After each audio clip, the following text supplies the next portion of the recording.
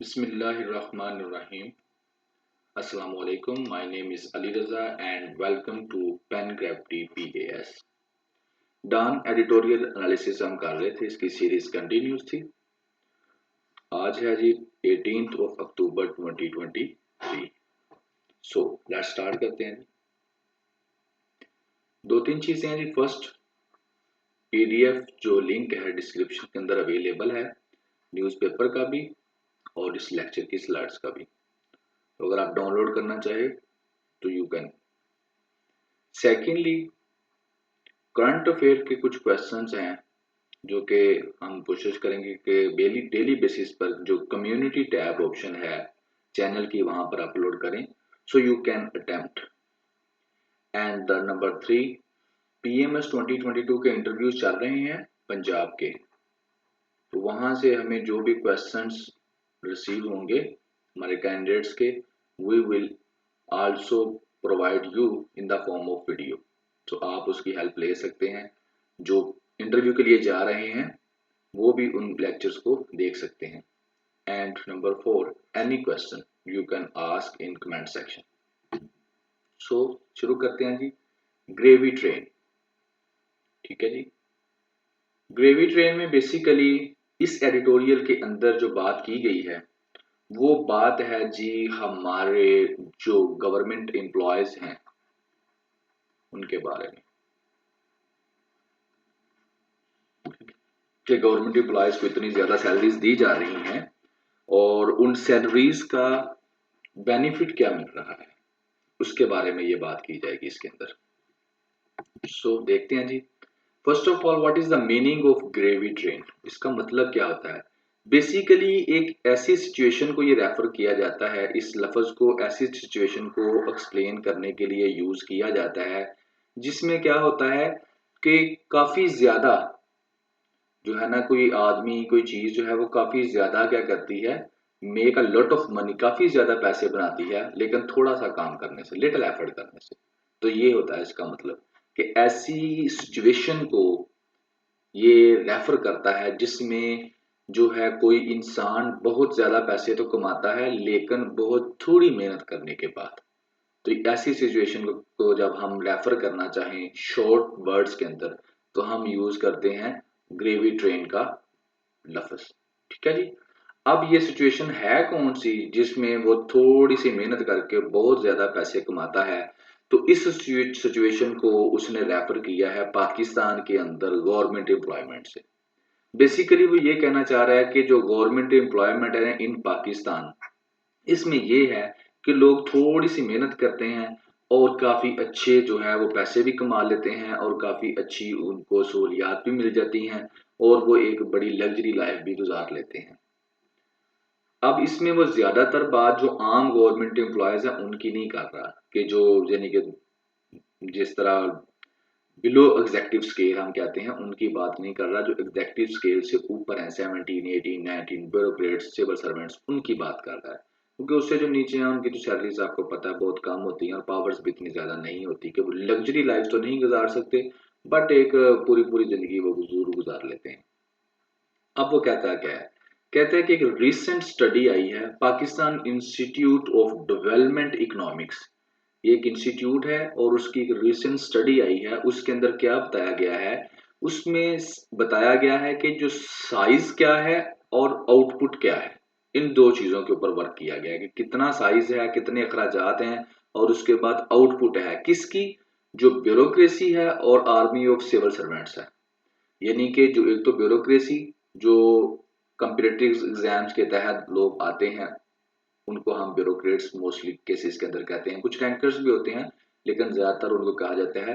सब मिलने के जो सिविल सर्वेंट्स टॉप क्लास के होते हैं जो लीड कर रहे होते हैं मुख्तलिफ डिपार्टमेंट्स को, उनको हम ब्यूरोक्रेसी कैटेगरी में काउंट करते हैं और दूसरे सिविल सर्वेंट्स जो उनके साथ अटैच होते हैं वो अलग होते हैं। तो कहता है ये जो एक ब्यूरोक्रेट्स हैं, इनके गवर्नमेंट एम्प्लॉयज हैं, सिविल सर्वेंट्स हैं, इनका साइज क्या है और इनकी आउटपुट क्या है, इसके ऊपर ये सारी स्टडी है। तो रिपोर्ट का नाम है life time post of public servants, के एक जो पब्लिक सर्वेंट है वो उसकी जो पूरी जिंदगी है, जो उसका टन्योर है उसके अंदर वो हमें कितना पढ़ता है, महंगा कितने हम उसको पैसे देते हैं और उस पैसों के बदले में वो करता क्या है, इसके ऊपर ये पूरी रिपोर्ट है। तो उसकी फाइंडिंग्स में क्या चीजें मिली हैं, उसकी फाइंडिंग में ये है कि 1.3 मिलियन फेडरल गवर्नमेंट के जो एम्प्लॉयज हैं, ठीक है ना, वो कितने हैं 1.3 मिलियन, ठीक है, तकरीबन यानी कि 13 लाख। ये किसके हैं, फेडरल गवर्नमेंट के, प्रोविंशियल गवर्नमेंट्स की बात नहीं कर रहा, सिर्फ फेडरल गवर्नमेंट की बात कर रहा है। तो ये जो एम्प्लॉयज हैं इनकी टोटल जो कॉस्ट है सैलरीज की, पेंशन्स की, ठीक है ना, और इसके अंदर मिलिट्री वाले जो हैं उनकी तनख्वाहें भी शामिल हैं, ठीक है, सैलरीज, पेंशन्स और मिलिट्री वालों की सैलरीज भी शामिल है। तो ये पड़ती है पाकिस्तान को ₹8 ट्रिलियन, इसको टोटल खतरा हमें इतना पड़ता है इतने एम्प्लॉयज का। और इस इनके अंदर भी जो जुडिशरी है और पीएएस, जिससे ये मैंने पीएस लिखा हुआ है यहाँ पर, पेन ग्रेविटी पीएस, तो ये जो पीएएस वाले हैं Pakistan administrative services, Pakistan administrative services, यानी कि ये वो वाला ग्रुप है जो सीएसएस करने के बाद जिसमें लोग एलोकेट होते हैं एंड ये सब की जो टॉप प्रायोरिटी मेजोरिटी की होती है, ठीक है ना, पाकिस्तान एडमिनिस्ट्रेटिव सर्विसेज, जैसे assistant commissioner, deputy commissioner, secretary वगैरह। तो ये जो दो ग्रुप्स है ना, जुडिशरी और ये वाले, ये सबसे ज्यादा जो एंजॉय कर रहे हैं पर्क्स एंड प्रिविलेजेस, सबसे ज्यादा सहूलियत इन गवर्नमेंट एम्प्लॉयज को मिल रही है। अब ये तो उसने बता दिया, अब आगे वो क्वेश्चन आता है सेकंड वाला। पहले तो उसने बता दिया इनका साइज क्या था, अब सेकंड क्वेश्चन आता है कि इनके बेनिफिट्स क्या हैं जी, क्या फायदा दे रहे हैं ये, इस जो हमारी कंट्री है इसको क्या फायदा दे रहे हैं। तो फायदे में वो जब बात करता है तो कहता है कि जो एक आम आदमी है ना वो बेहतर बता सकता है अपने एक्सपीरियंस में, थाने का एक्सपीरियंस, कचहरी का एक्सपीरियंस, या किसी भी एडमिनिस्ट्रेटिव डिपार्टमेंट में जब वो जाता है तो वहां पर जो एक्सपीरियंस करता है तो वो इस क्वेश्चन का बेहतर जवाब बता सकता है। और इस क्वेश्चन का जवाब ये है जी, बेसिकली इनफैक्ट ये जो ब्यूरोक्रेसी है ना, ये प्रोडक्ट है किसकी, राज की, इज द प्रोडक्ट ऑफ राज। राज से बेसिकली ये मुराद है जो गोरा राज था, यानी कि ब्रिटिश थे Pakistan, before the creation of Pakistan, जो ब्रिटिश थे इंडो पाक के अंदर, उनका जो राज था उसको सर्व करती थी। तो इन द सेम फैशन ये आज भी जो है उसी प्रोडक्ट की तरह काम कर रही है, और आज इन्होंने अपना जो आका है वो बदल लिया है और आज ये अपने पॉलिटिशियंस को सर्व करती है। यानी कि क्वेश्चन का आंसर मिल गया, साइज पहले डिस्कस कर लिया, पाकिस्तान को फायदा क्या है वो ये आम आदमी बता सकता है क्या फायदा है जी, और वो यही बताता है कि जी मुझे तो कोई फायदा नहीं मिला कहीं भी जाता हूँ किसी भी महकमे में। हाँ अलबत्ता जो सियासतदान है उनको बड़ा फायदा है इनका, वो अपने जो भी काम करवाने चाहते हैं वो करवा लेते हैं, लीड क्लास जो है वो काम करवा लेती है अपने। तो ये है जी दोनों क्वेश्चंस का आंसर जो इस रिपोर्ट में आया है। आगे वो कहता है कि प्रॉब्लम फिर कहां पर है जी, प्रॉब्लम वो कहते हैं यहाँ पर है कि ये जो एम्प्लॉयमेंट एक्सचेंज है ना, एम्प्लॉयमेंट एक्सचेंज का मतलब ये है कि पॉलिटिशियंस जो होते हैं वो रिवार्ड करते हैं, जो उनके वफादार लोग होते हैं उनको नौकरियां देते हैं, नौकरियों पे रख लेते हैं, ये ट्रेंड है पाकिस्तान के अंदर। तो यहाँ पर मेन प्रॉब्लम है, उसमें वो क्या करते हैं, मुख्तलिफ सरकारी महकमों के अंदर जो उन लोगों के सियासतदानों के जो वफादार लोग होते हैं उनको जॉब्स देते हैं, और वो जॉब्स वेरी करती हैं स्केल वाइज, किसी को छोटे स्केल में किसी को बड़े स्केल में, जहां भी एडजस्ट कर सकें वो कर देते हैं, और फ्यूचर में उन्हीं लोगों को प्रमोट करके वो टॉप जो है ऑफिसर्स की कैटेगरी के अंदर भी ले आते हैं। तो ये फिर क्या होता है जब वो आ जाते हैं तो वो अल्टीमेटली अपने जो वो ब्रिटिश राज की तरह अपने ही जो आका हैं उन्हीं को सर्व करते हैं। और यहाँ पर मैं अगर अपने से एक तरफ कोट करूं जो मेरी एक्सपीरियंस में रहा है, तो यहाँ ब्यूरोक्रेसी के अंदर भी ग्रुप्स हैं, ठीक है ना, और वो ग्रुप्स क्या हैं, एक जी ग्रुप्स आता है पाकिस्तान मुस्लिम लीग नवाज का, जिसमें ज्यादातर जो ब्यूरोक्रेट्स हैं वो इनके हामी हैं, फिर पीटीआई का जी, फिर पाकिस्तान पीपल्स पार्टी का जी, इस तरह से ग्रुप्स बने हुए हैं। तो फिर हम देखने में मिलता है कि जैसे ही गवर्नमेंट बदलती है, तो फॉर एग्जाम्पल अगर पीए पाकिस्तान पहले इसकी थी गवर्नमेंट, बाद में पाकिस्तान पीपल पार्टी की आ गई गवर्नमेंट, तो हम देखते हैं कि एकदम से तबादले शुरू हो जाते हैं, ऑफिसर्स को उठा के यहाँ से वहां, वहां से यहाँ। तो उसमें क्या होता है, उसमें बेसिकली वो उनका पहले से जो दड़ा बना होता है वो फिर अपने बंदे लगाते हैं। तो यहाँ से फिर हमें समझ आती है कि ब्यूरोक्रेसी का क्या हाल है पाकिस्तान के अंदर।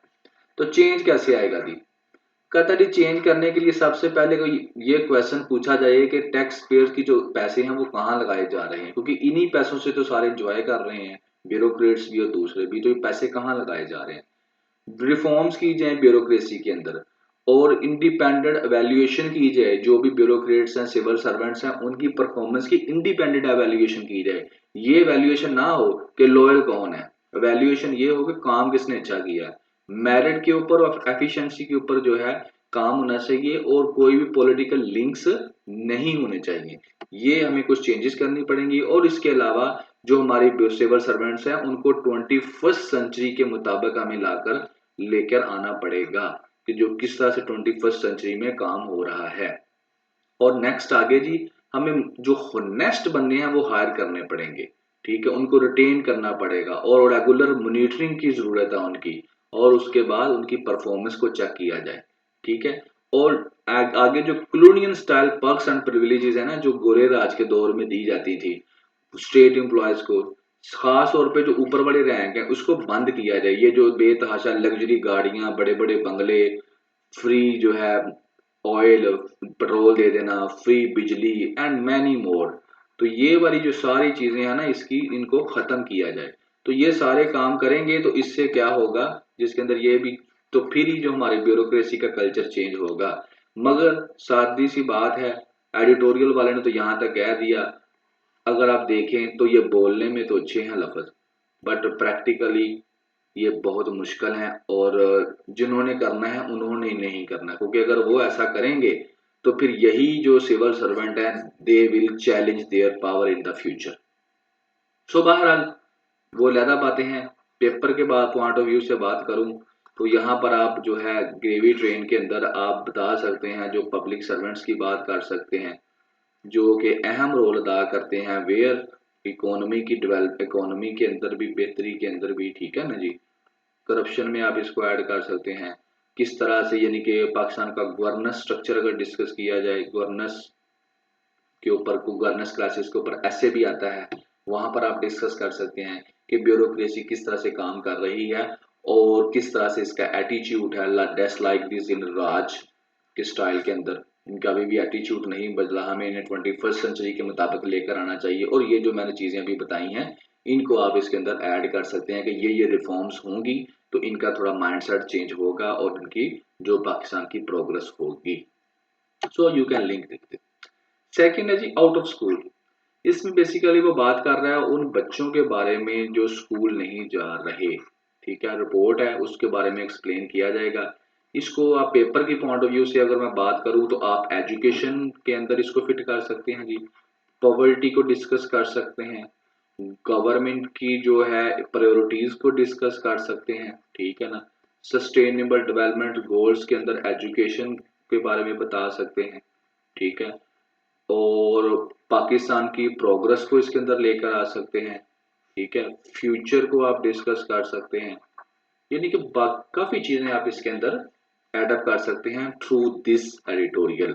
लेकिन आप फिट कैसे करना है ये तकनीक आपको, जैसे जैसे आपके आइडियाज जो है वो डेवलप होते जाएंगे तो आपको ये तकनीक भी आ जाएगी। आउट ऑफ स्कूल रिपोर्ट कहती है कि 28 मिलियन बच्चे जो हैं वो पाकिस्तान के आउट ऑफ स्कूल हैं, ठीक है, यानी कि तकरीबन 28 लाख, सादा अल्फाज में को ना, ये नहीं 28 लाख, सॉरी गलत हो गया, 28 मिलियन, 2.8 मिलियन होता तो 28 लाख बनना था, ठीक है।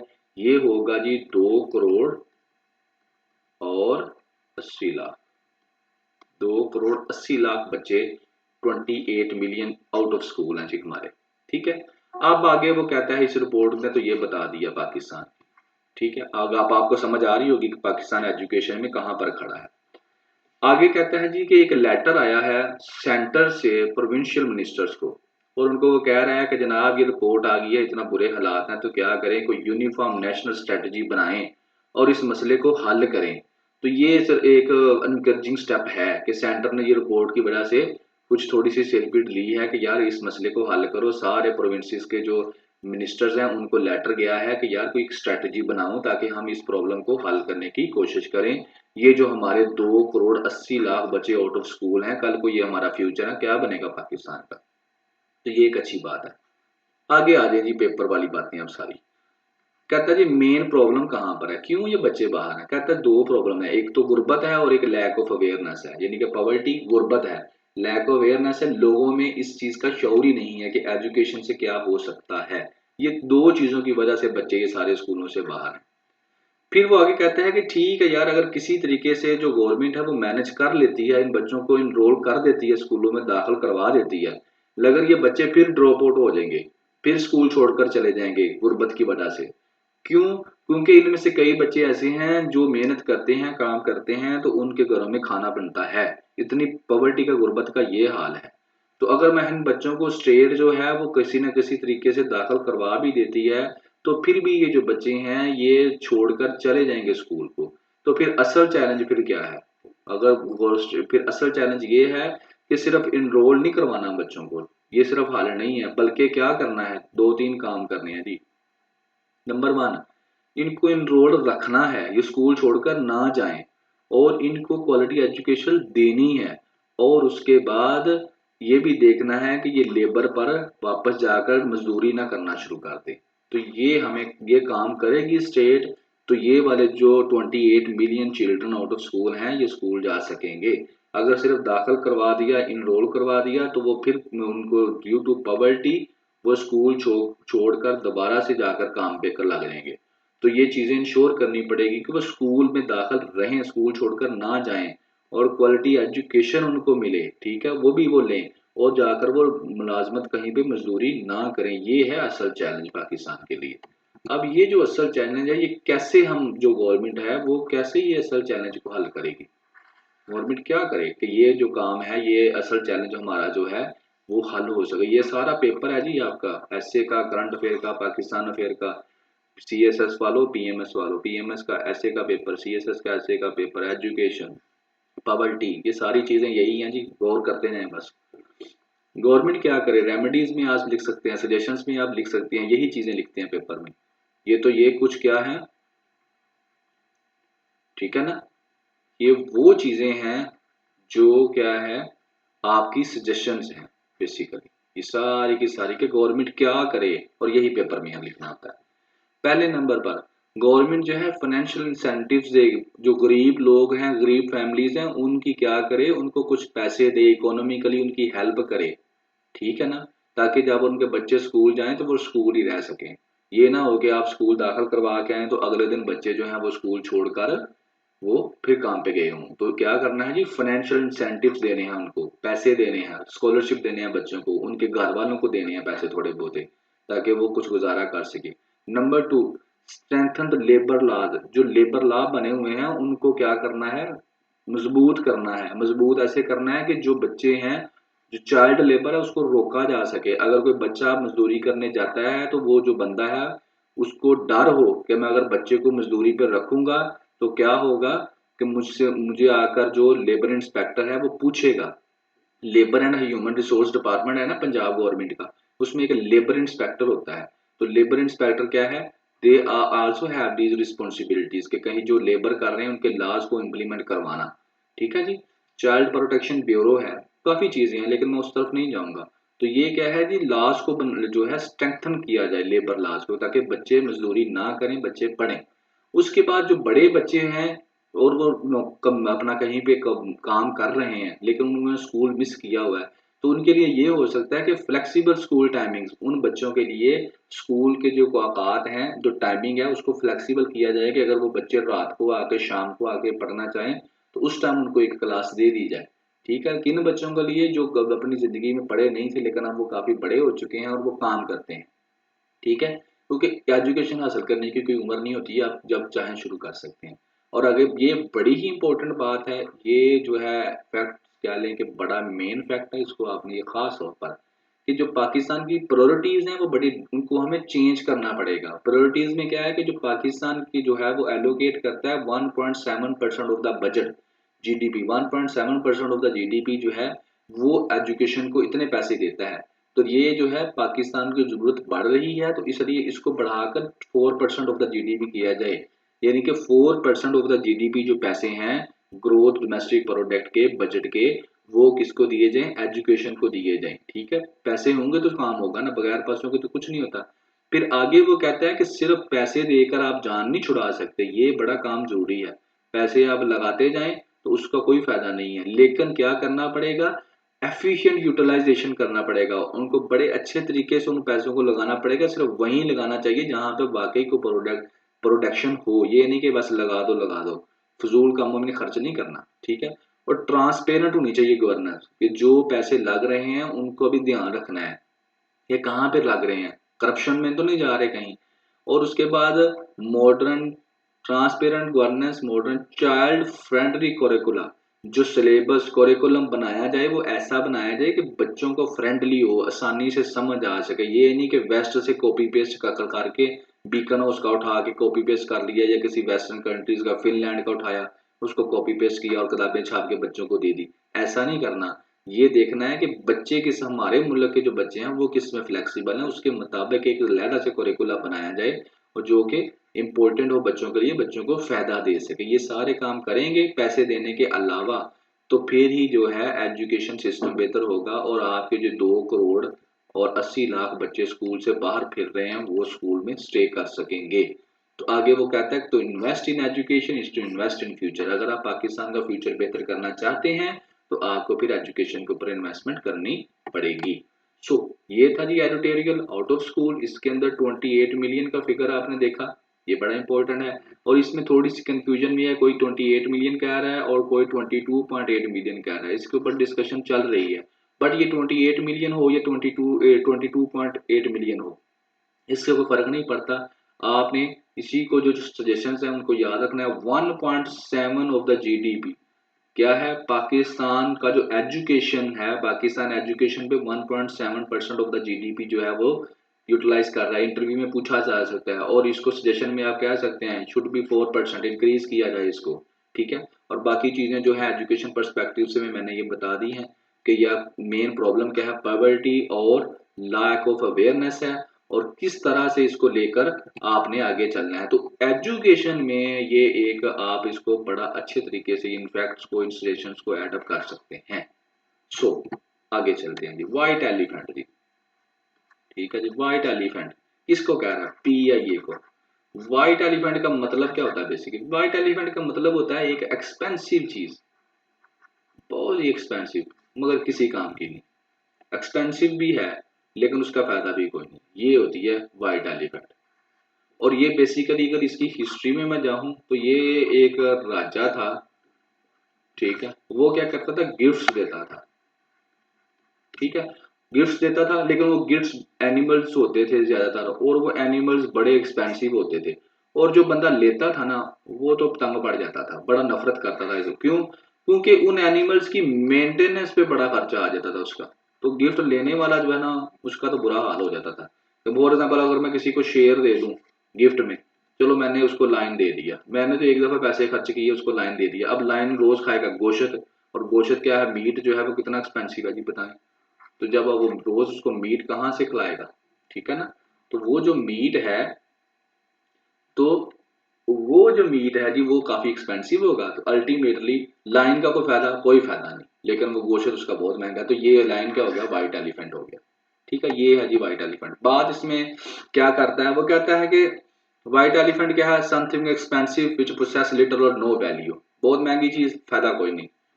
PAE की बात करता है इसी टेरिटोरियल के अंदर, कहता है कि अभी थोड़ा लास्ट डे क्या हुआ कि 14 जो 14 डोमेस्टिक फ्लाइट्स जो थी वो कैंसिल हो गई हैं, और 4 जो डिले हो गई हैं कई घंटे। क्यों हुई हैं, क्योंकि PSO पाकिस्तान स्टेट ऑयल ने तेल देने से इनकार कर दिया। क्यों, क्योंकि इन्होंने अभी उसके पैसे ही नहीं दिए पिछले।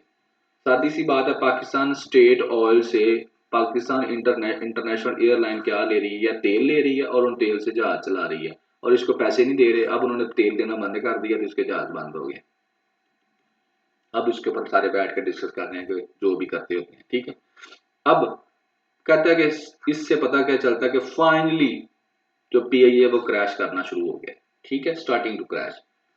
और फिर वो कहता है कि जो पाकिस्तान है ये इसके ऊपर बड़ा कर्जा है, और इसलिए पाकिस्तान किसी भी ऐसी इंटेंटिटीज को, किसी भी ऐसी कंपनी को, किसी भी ऐसी चीज को रन नहीं कर सकता, मेंटेन नहीं कर सकता जो कि PIA जैसी हो, जो कि सिर्फ पैसे मांग रही हो, पैसे दे ना रही हो, क्योंकि पाकिस्तान तो खुद खसारे में चल रहा है।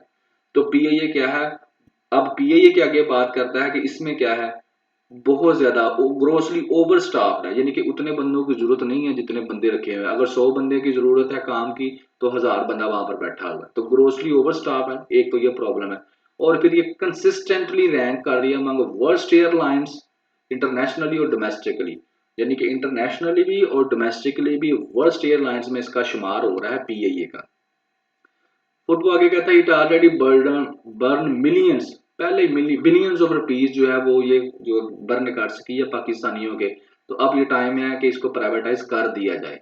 कहता है कि इसके हजारों एम्प्लॉयज हैं वो प्रोटेस्ट तो करेंगे, लेकिन पाकिस्तान की जो गवर्नमेंट है उसको फैसला करना पड़ेगा और उसको इंतजार नहीं करना, और उसको अपने फैसले पे कायम रहना चाहिए और इसको प्राइवेटाइज कर दे, क्योंकि Pakistan can not afford such white elephants. ठीक है, at a time when ordinary people are struggling to eat, यानी कि इस वक्त में जब गरीब आम लोगों के पास खाना खाने के पैसे नहीं है, तो पाकिस्तान ऐसे सफेद हाथी नहीं पाल सकता पीएए के जो बहुत महंगे हों लेकिन उनका फायदा कोई ना हो। ठीक है, इसमें बेसिकली वो जो है व्हाइट एलिफेंट पीएए को बताता है। बहुत सारी चीजें हम कह सकते हैं पीएए के बारे में, लेकिन पेपर पर्सपेक्टिव में और एडिटोरियल की लिमिट तक मैं रहना चाहता हूँ।